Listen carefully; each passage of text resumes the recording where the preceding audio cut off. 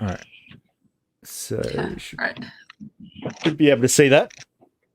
So yeah, this week, what we're going to be looking at is some of the stuff that we looked at last time in Photoshop, but now inside of After Effects. So understanding how to create a mask, understanding how to do blend modes inside of After Effects to get the sort of effects that we want for our projects. And in doing and exploring these techniques and fundamentals, you're going to do a little project, which was the True Detective project, right? So I made this with my phone as well. So just based on like what I asked you guys to do. So hopefully you'll get something similar. And basically what it is me on a brick wall that I've then cut out using the roto brush, and then taken some shots of my garden. Okay, so it's pretty a bit creepy, but anyhow, you should have seen it when I had my eyes closed and I started to look up. But yeah, I used the slow-mo. It was just 1080p. The compression of the video was okay. If you look a little bit closely, like on the edge of my skull, you can sort of see the mask, not quite knowing exactly where to go. But overall, it wasn't too bad. It's good for a test. You didn't have to mask around here. Yeah, exactly. Although the roto brush point 2 does a pretty good job. There is a bit of hair there that it was able to identify on my cheeks. But yeah, makes it a little bit easier. So that's the sort of thing that I'm hoping you guys will be able to do this week when you explore the techniques and so forth. So yeah, the main things I want you to sort of focus on is understanding, how the masking works, and also how the blend modes work. I've got a few videos here that I want you to review, which will go into a bit more detail. If you need to as well, like do some additional research on, these topics. So the first one being masking, the second one being track mats and blend modes, and also the third one being roto brush. So yeah, have a look at those. I'll go through it as well, depending on how much time we have today. But there's some resources for you as well to get a better understanding. I think the more you understand this, the better. I even find myself just constantly learning, even with blend modes, what different blend modes work in different situations. I mean, there's so many of them, and it's easier just to cycle through them and work out what's working. But if you have a better understanding of what's going on, then you can sort of plan a bit more forward, and don't have to do as much experimentation. What you'll do is also is take the footage you did in week 1. Remember the footage in week 1, and then we'll put that into. You'll use that as your True Detective source footage, as well as images and so forth. If you weren't there on the day, just take some footage at home, like I did.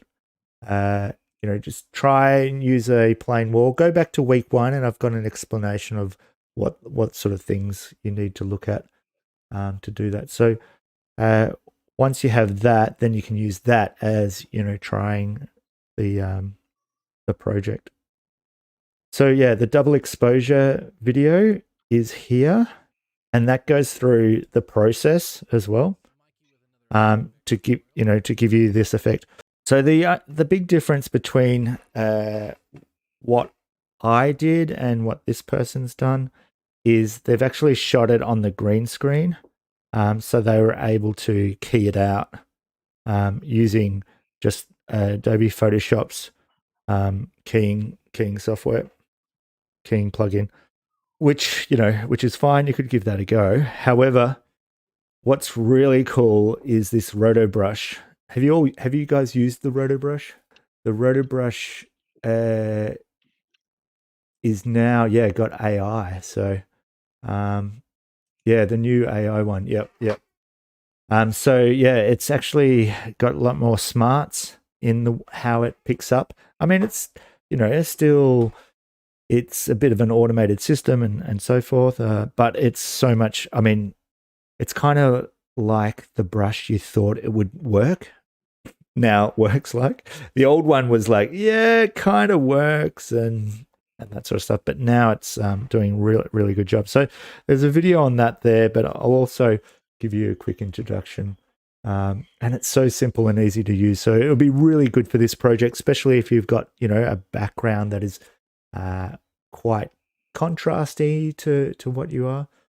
And it's definitely something you can work with without having to go into that laborious sort of rotoscoping of individual frames, which can be sort of really time consuming, I should say.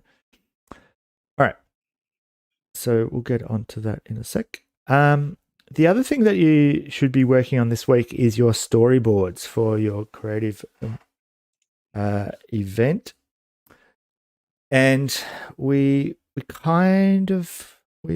so last week on the online lab sessions, you pitched your ideas and we decided whether it's a good project to go ahead on, and you get the sort of the green light, and now you start to storyboard it. So the storyboarding is in there, and we kind of did touch on it a little bit last week, but I just want to emphasize the process and what you should be trying to think about when you're creating your storyboard.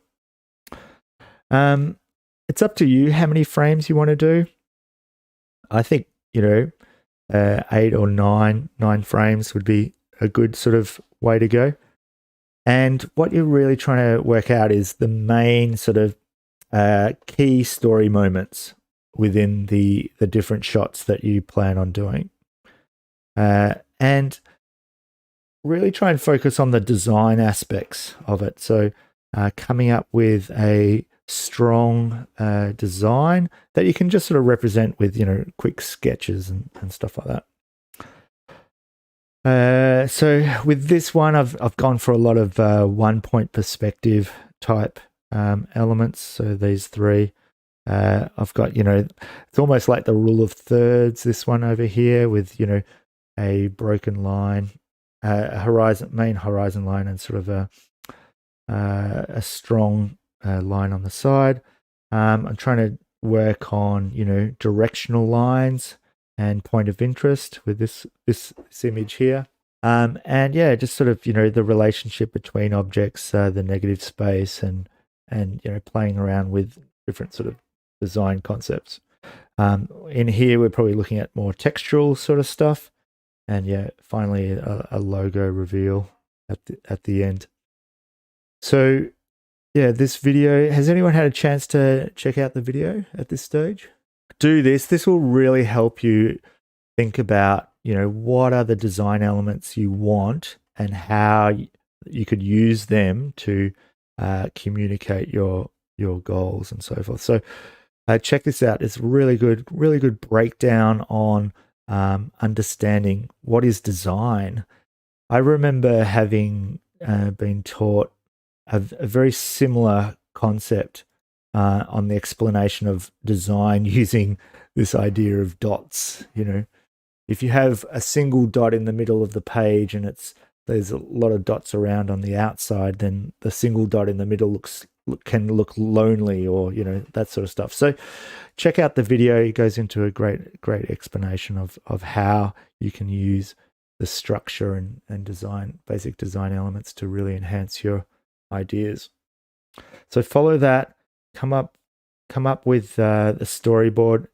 Do as many as you want. Like, at this stage, there's no there's no limitations, and it takes so little time. So you can throw in heaps of different ideas. You might cull them, or you might refine certain ones, and that sort of stuff. But really have a heap there that you can then come back to and refine and get a really core message or core theme traveling through your animation. All right. Any questions on the storyboard? All good? Yes, actually, I do. Okay, go for it. Do we need to, for week 4, provide a storyboard for the 3 different outcomes or just the main one? Like the social media one, the bumper, and the main one, or just No, just the title, sorry. Yep. just the title? Okay, Yep. cool. Yeah, so those other things will bounce off this later. So you don't necessarily have to plan for them for now. You can just sort of work them in once you've established the sequence. Timing. Do you need to do timing into the storyboard? Not not necessarily. You could, for your own peace of mind, start to work that out. But yeah, it's up to you. All I'm really interested in is seeing the layout and the design at this stage. So later you will turn this into an animatic. So having the timing there and sorted out, then you could use that to help you build your animatic later, which could be kind of cool as well. So I think it's a good thing to have in there for sure. But you don't have to have it in it. Sort of, yeah. And so I'm hoping that this process, and that's why I'm saying just throw down the ideas as quickly as possible. And that way, the good stuff will bubble to the surface, as it were. And this process of storyboarding is in developing those ideas. That's how I see it. I don't see it as like you've got your idea and then you just, as an engineer, mark it all down.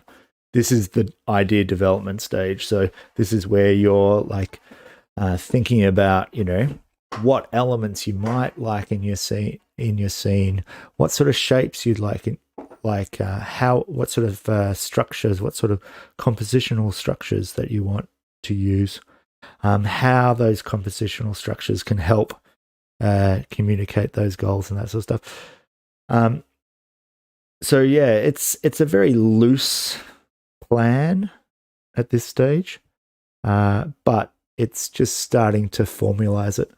One thing to note is, make sure you use black pen, no sort of grey outlines. You just can't see it well enough.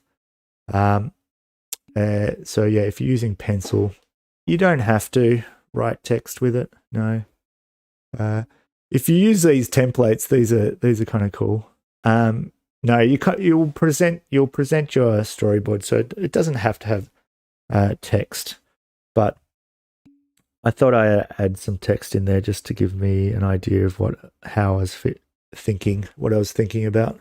Yeah, if you do use this template, it's pretty sweet. It all comes all laid out for you, and you just fill it in. So yeah, it's makes the job a little bit quicker rather than setting up your own templates in, say, Illustrator or InDesign. But yeah, it's totally up to you. There is a lot of problem solving to be done when doing this project. You could follow the True Detective guy and do it very, very similar to what they've done, or you could sort of explore some other ways of doing it. You could go back to the original True Detective title sequence, and try and mimic some styles that they've got done in that. But yeah, it's really up to you to really advance your knowledge in understanding, how to make a mask, how to use blend modes, and also how to utilize track mats and stuff like that, especially when it comes to video. No, it's not. It's just put into the work in progress class tasks discussion board.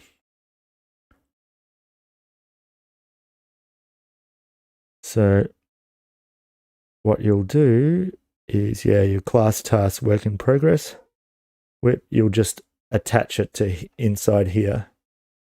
So I thought what I'd do now is just give you a bit of a heads up on the main topics for this week, and give you a bit of an overview, and just quickly go over stuff for the next half an hour, and then you can refer back to these videos for a bit more of an in-depth look into each of them, each of the aspects of it. Okay, so let's start with let's start back at the beginning with what we were looking at last week in regards to Photoshop. Now, with Photoshop, what we had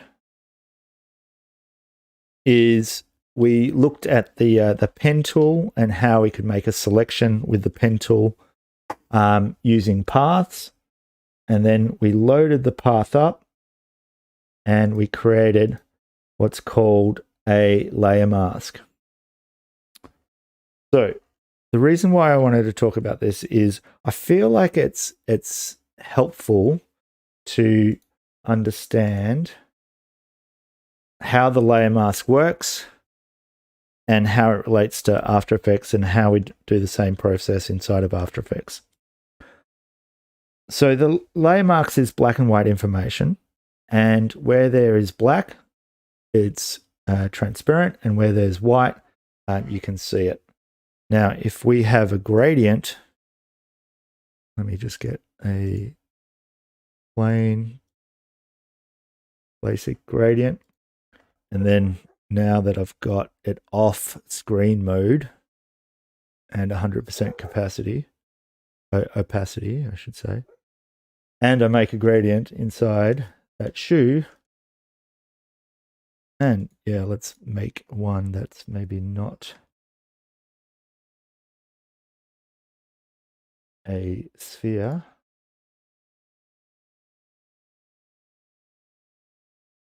Like so. Then what I get is a fade off, right? So where it's black,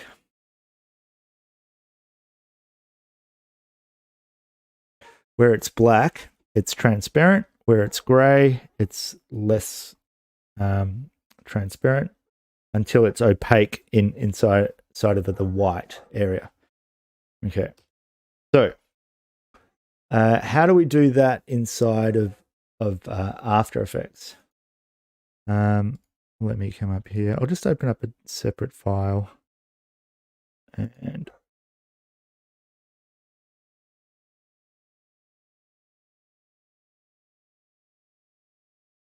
okay, so here's like a little composition I've got going for the Nike shoe. And if I just grab the Nike shoe and create a new comp, then it's a similar sort of process. So we've got the pen tool here, and I can go around and create a mask, which I will do very roughly for this one. Does the pen tool work the same as in Photoshop? Yeah. Because it's Adobe, it works exactly the same. So let me just delete that. And I've got it already set up here, I believe.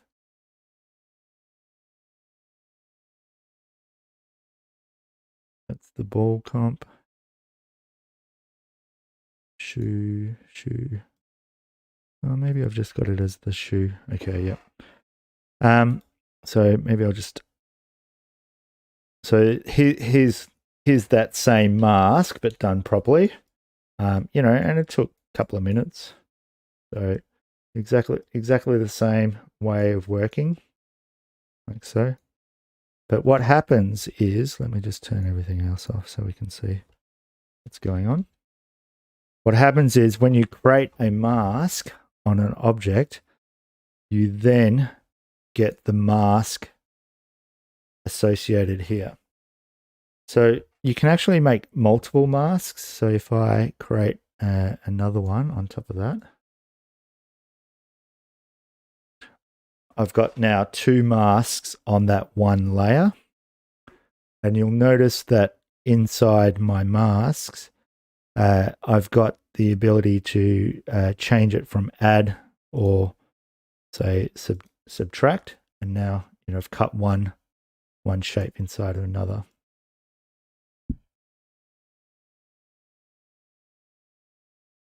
So I can move that around if I want to inside there. The other thing that's quite handy with these masks is the ability to change the feather. So I can feather the mask inside there as well. That's the mask aspect of it. Let's just go back and let's find another shoe here. Okay, so yeah, either using the pen tool or a shape, you can create like a vector mask. Basically, it's like a path that creates the mask on the object. However, we can actually create other types of masks, a bit like our layer mask. Let's say we want a gradient, and what we need to do is we can create a new solid. So just right clicking, creating a solid, and then on that solid, we're going to give this a ramp, a gradient ramp. And then if I apply that gradient ramp, and what we're going to do is actually create what's called a track mat. And to do this, let's just alter this ramp a little bit.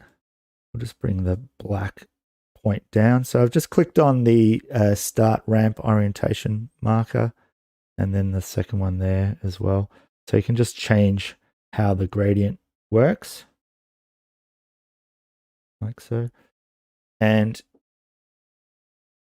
what we need to do is we want to mask our original image with that information, just like we did with the layer mask. It's using black and white information.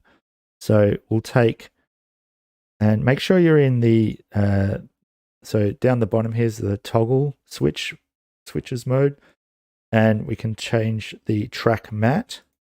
And there's different types of track mats you can do. So you could use an alpha mat. So if that image had an alpha, let me try and do that. So the alpha would be created by a mask on that image. Let's just go do that quickly. And I'll put it over the top. So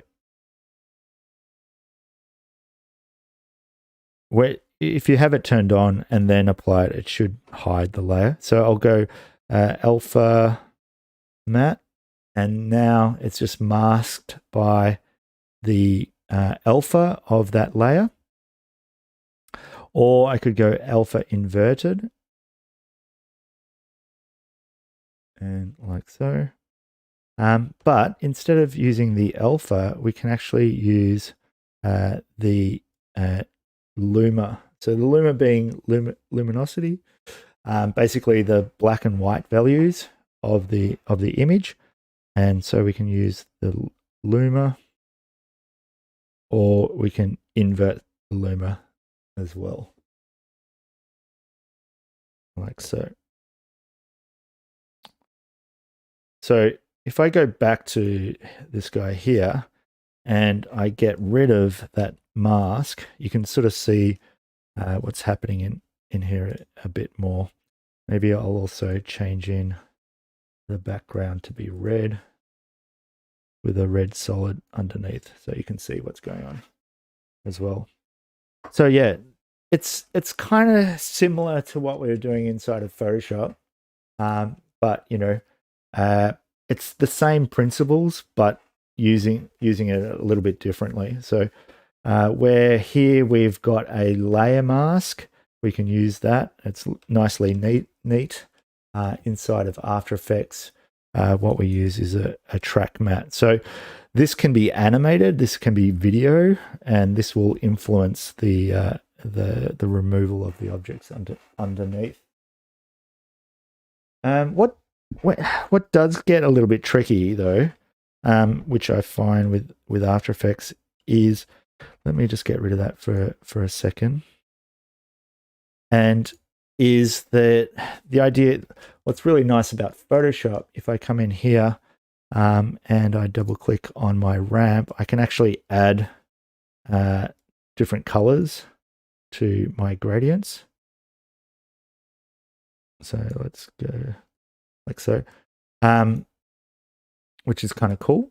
However, inside here, if we use a gradient ramp, there's only one, or there's only two colors you can use at a time. There is some techniques to add additional colors, and I just find it really confusing.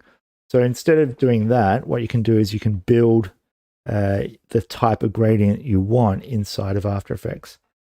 So let's say I want to have it solid in the horizon there, and I want it to fade off on both sides of that horizon. What I do is create a new solid. I'll just make it black. It doesn't, yeah. And then I'll put a gradient onto that solid. Whoops, did I not make it?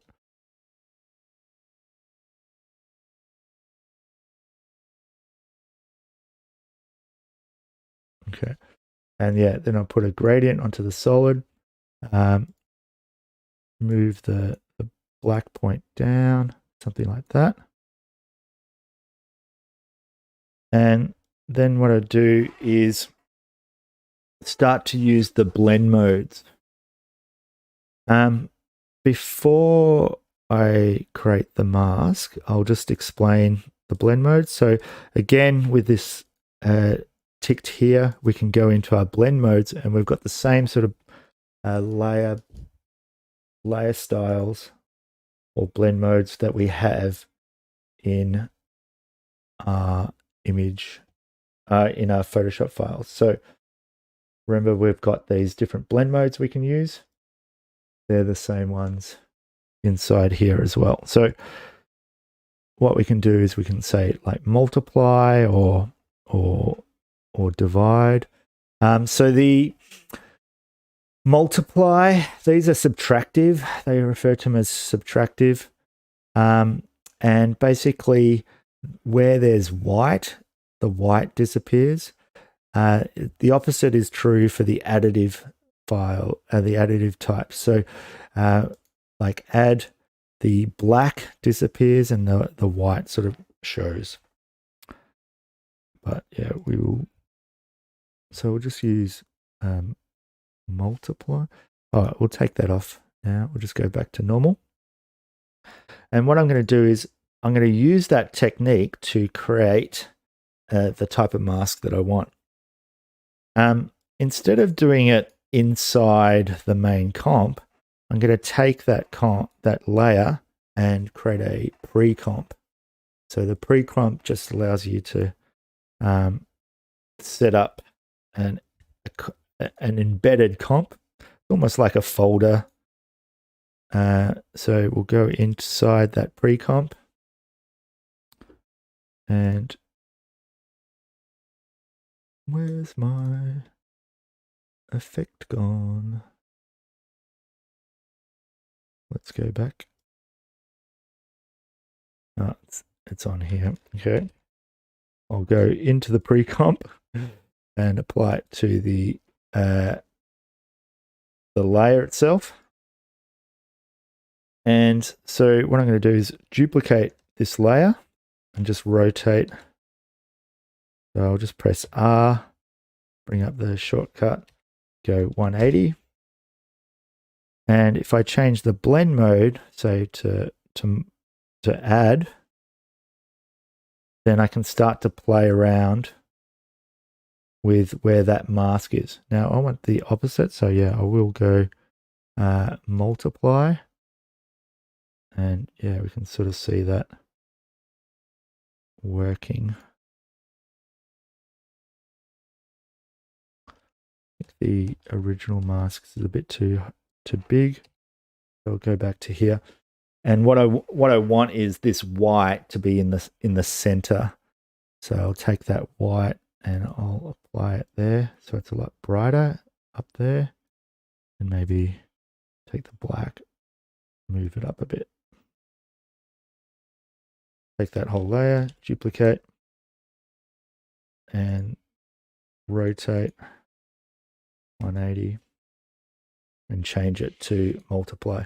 So now I have a mask that, you know, would be really easy to do in Photoshop with multiple colors, but it's a little bit tricky inside of After Effects. But it gives me the ability to mask out exactly where I want. So if we go back to shoe, we can use that as our Luma map for our shoe. I'll just turn it off. And yeah, you can see that the mask, if I move it around, is masking the shoe, and we can see the background coming through super bright underneath. All right, so let's have a look. So just to recap, you know, we've got the mask. We can make a mask with a pen, and we can also make a Luma matte using multiple layers and gradients and so forth. So it really helps us to reveal and hide stuff. All right, so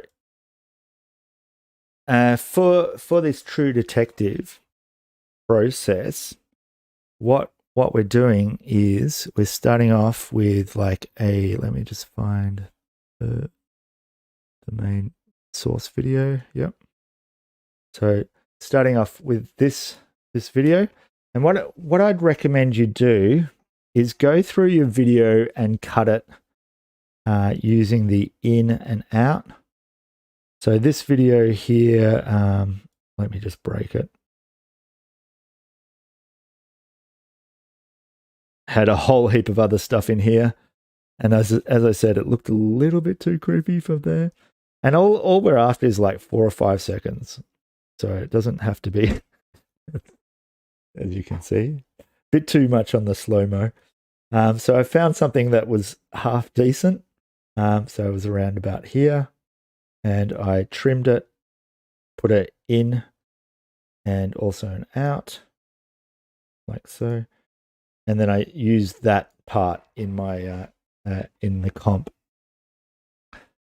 So the first step was to create a new comp with that trimmed bit of footage. So you can sort of see that there. And then it's about masking out the background. Now with this, I tried to, first of all, use what's called a Luma matte. A Luma key, sorry.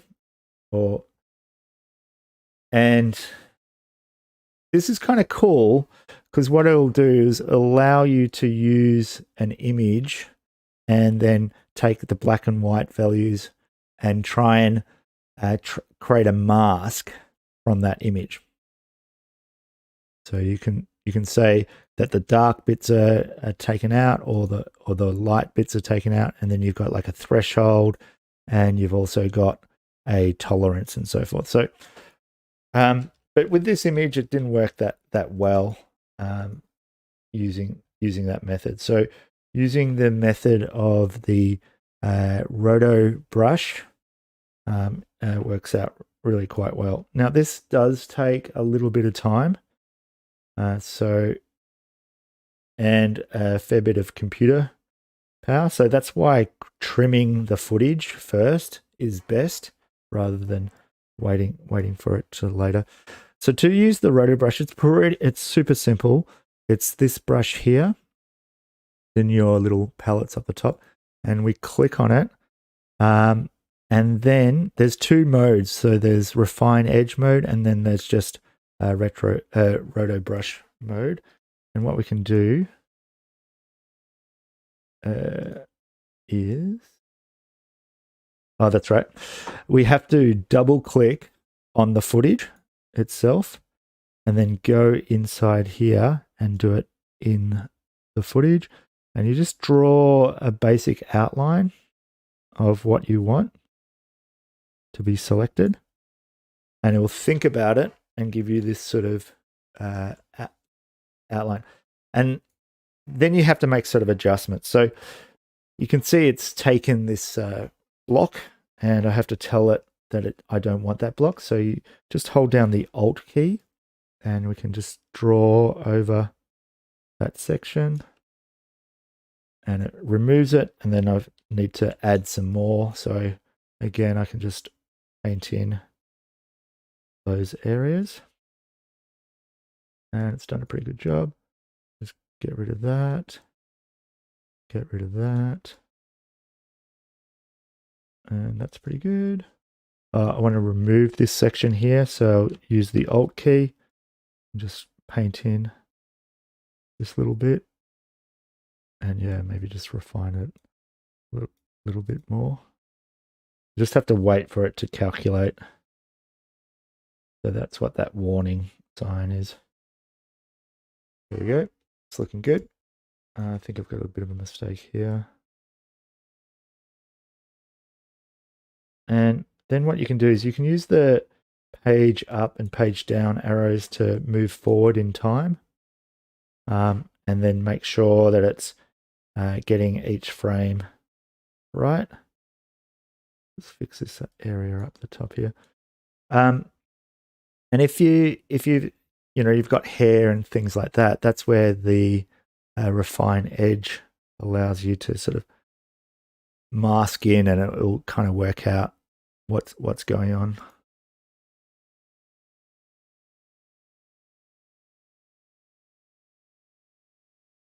So then, yeah, you just can do it frame by frame, or you can actually just press play,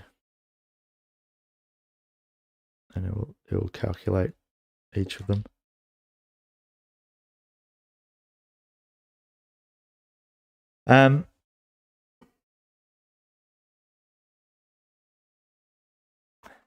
Okay, so I'll just stop that there.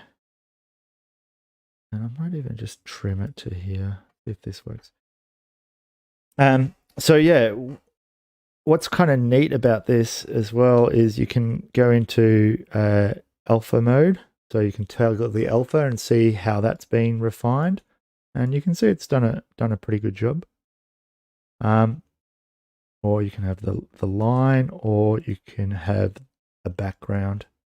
And there, yeah, there's a few spots there that I could clean up manually, just with the refine edge tool and stuff like that. But overall, it's done a pretty good job.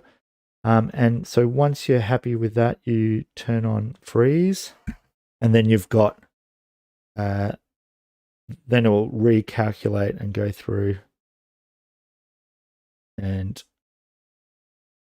define the mask.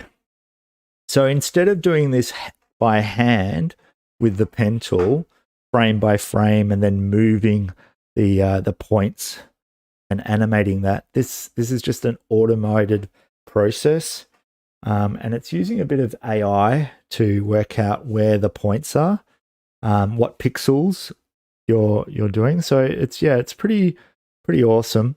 One thing, I didn't really go through the settings up here, but you got to make sure that it's on version 0.2. Version 2 is a lot better than version 1. And I've got the quality on standard for this, but I did use the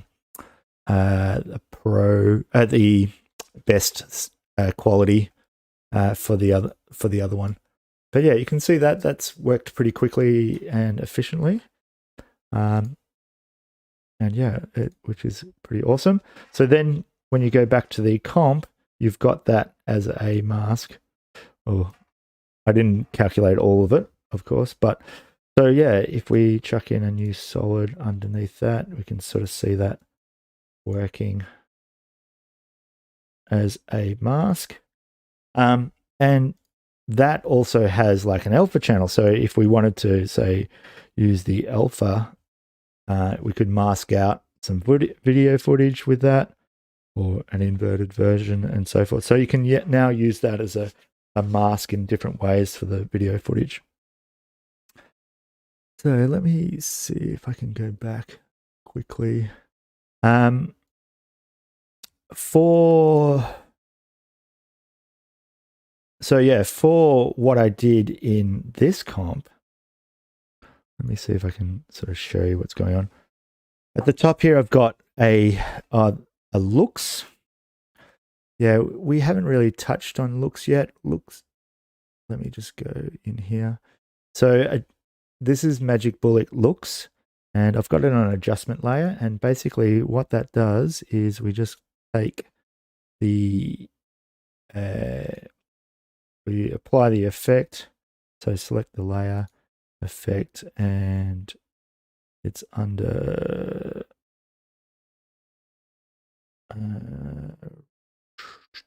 Magic Bullet, and it's called looks. It's there. And so once you apply the look, I even did my own grading a little bit. You can go into edit, and it brings up this window,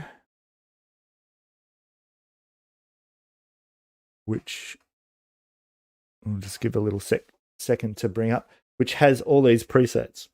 So under presets, you've got all these different looks you can apply, and then you can sort of manage them and stuff like that. We'll talk about this a bit more later on. But yeah, if you want to give your video a quick, preset, classic zombie, I think that's probably appropriate for this shot. But yeah, and then once we're happy with that, you can just go yes, and then that's going to apply it. Because it's an adjustment layer, it's applying that to everything underneath.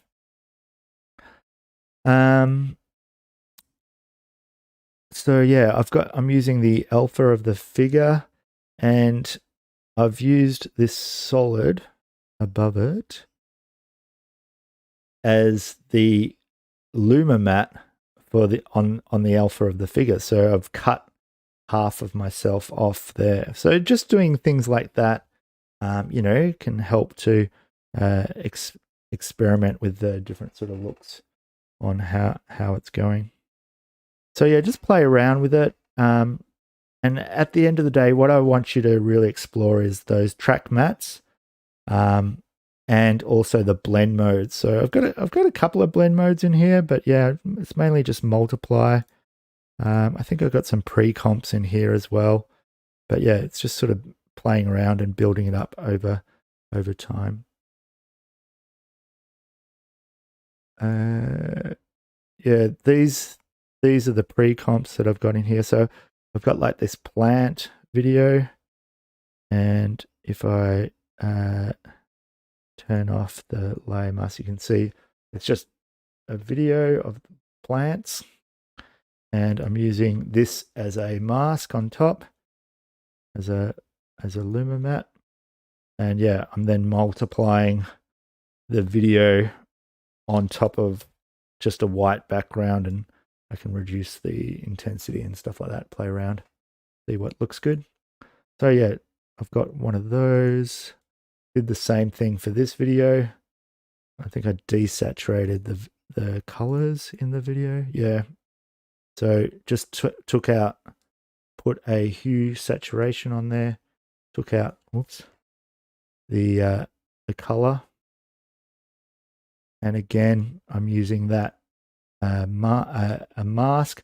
So instead of using a line, so if in here instead of using a linear ramp, you can actually use a radial ramp, and that's an easy way to make a quick mask as well. All right, so that's I just probably wanted to. I don't know if you noticed in the other video up the top here, it looks like, there's camera movement, and that's because what I did was I took video footage with camera movement of this garden, and then I tracked the camera movement and then placed the figure inside that. We'll look at camera tracking next week and that sort of stuff, but I thought I'd give you that as a bit of a heads up. But yeah, just some footage is going to work better than others. So, it's about experimenting. It's about, looking what works. But following these video tutorials and really understanding those 3 aspects, creating a mask, track mats and blend modes, and the rotoscope brush is, really what you need to follow.